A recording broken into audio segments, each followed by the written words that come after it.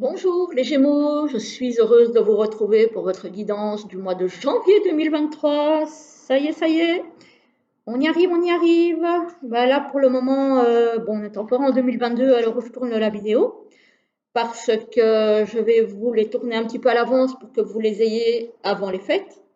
Voilà, parce qu'après ça va être un peu plus compliqué pour les tourner et je voulais absolument que vous les ayez pour le mois de janvier. Et ça n'a plus de sens de commencer à les tourner courant janvier. Donc voilà, moi je préfère les tourner un petit peu à l'avance pour être sûr que vous les ayez à heure et à temps. Et je les posterai en principe dans la semaine qui précédera les fêtes. Voilà, qui précédera le 24. Alors, on y va pour vous les Gémeaux.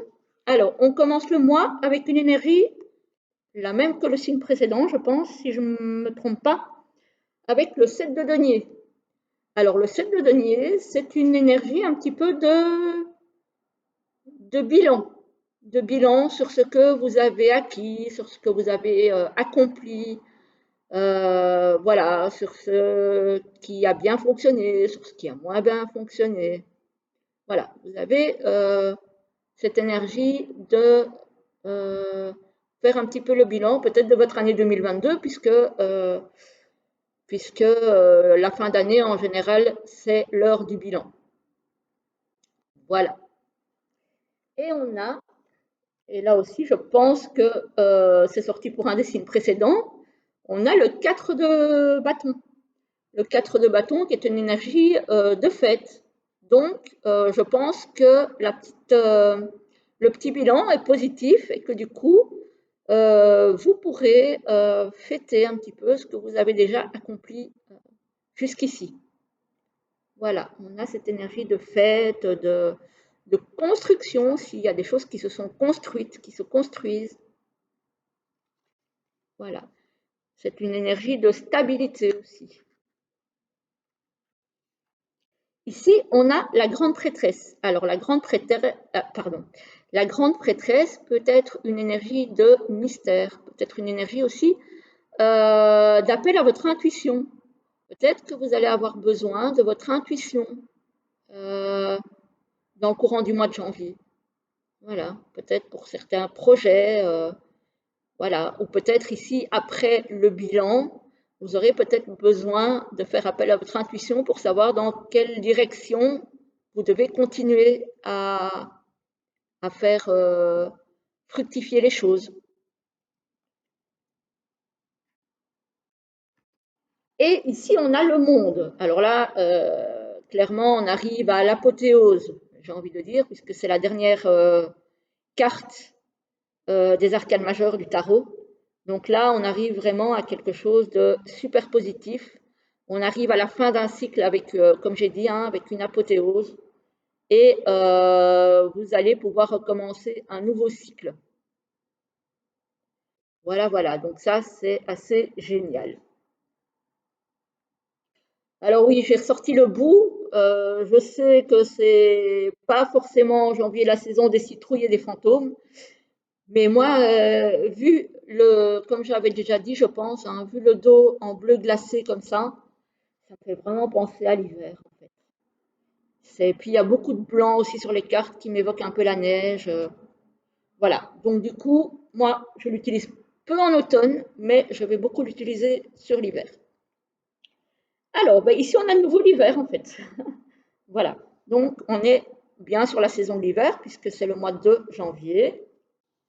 On a une protection au niveau professionnel. Donc ici, on est dans le professionnel et dans le financier. On a une protection. Et ici, on a, alors, c'est soit un équilibre au niveau professionnel et financier, soit ça peut être aussi une procédure de justice.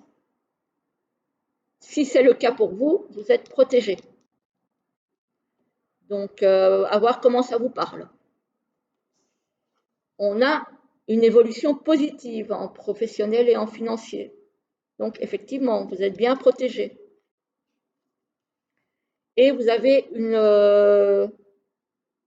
belle prospérité avec l'éléphant. C'est vraiment quelque chose d'assez prospère, pardon.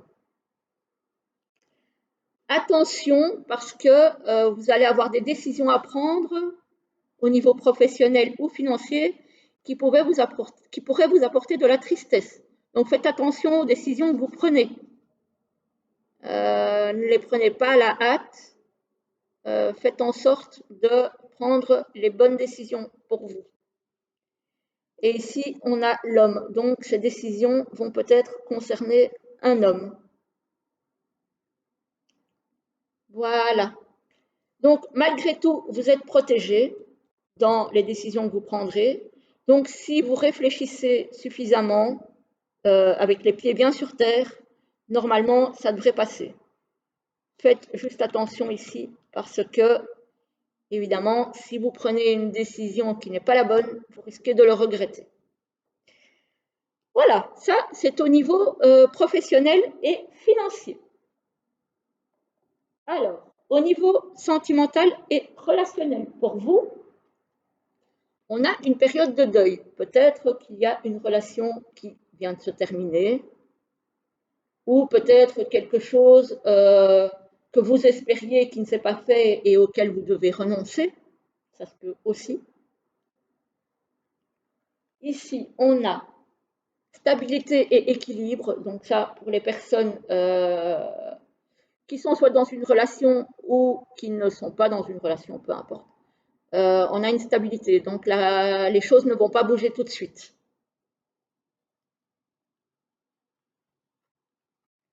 On a une rupture ici pour certains. Voilà, effectivement, hein, période de deuil. Donc, il y a peut-être bien une rupture, qu'elle soit amicale, qu'elle soit sentimentale, peu importe. Mais effectivement, il y a bien ici pour certains la rupture d'une relation. Il y a des moments cocooning. Alors, pour ceux qui sont en couple et même ceux qui sont seuls, il y a un moment où, alors, en couple, prendre soin l'un de l'autre. Et seul, ne surtout pas oublier, même si vous êtes en période de rupture et en période de deuil, de prendre soin de vous. C'est important. Chouchoutez-vous. Voilà. Si vous êtes seul et personne ne le fera à votre place. Donc, prenez soin de vous. C'est important pour pouvoir rebondir après.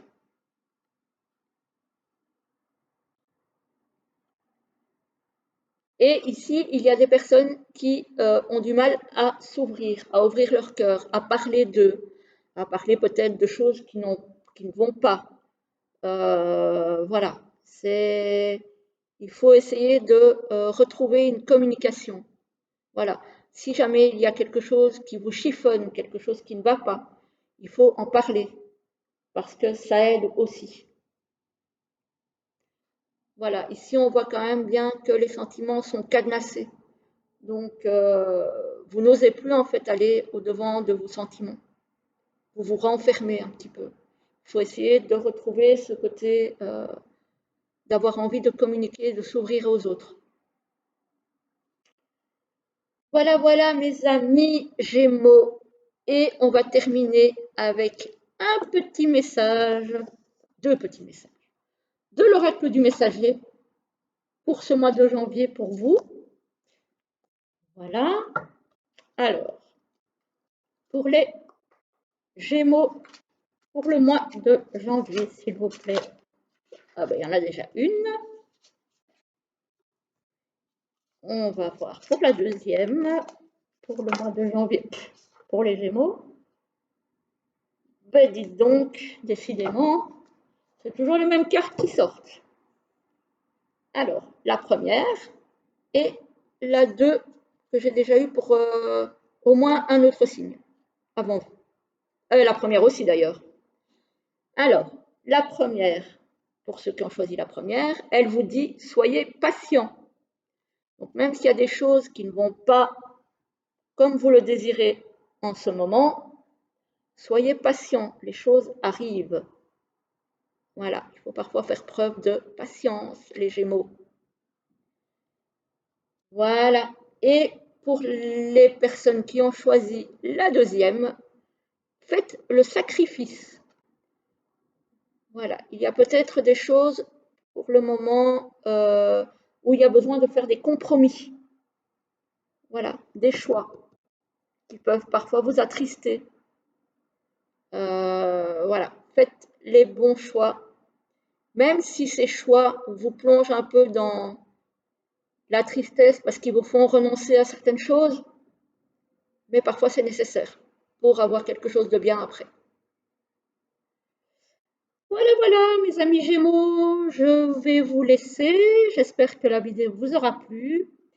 Je vous retrouve très vite pour une autre vidéo. En attendant, je vous souhaite de très belles fêtes de fin d'année, un très beau mois de janvier, et je vous dis à très vite pour une prochaine vidéo. À très bientôt.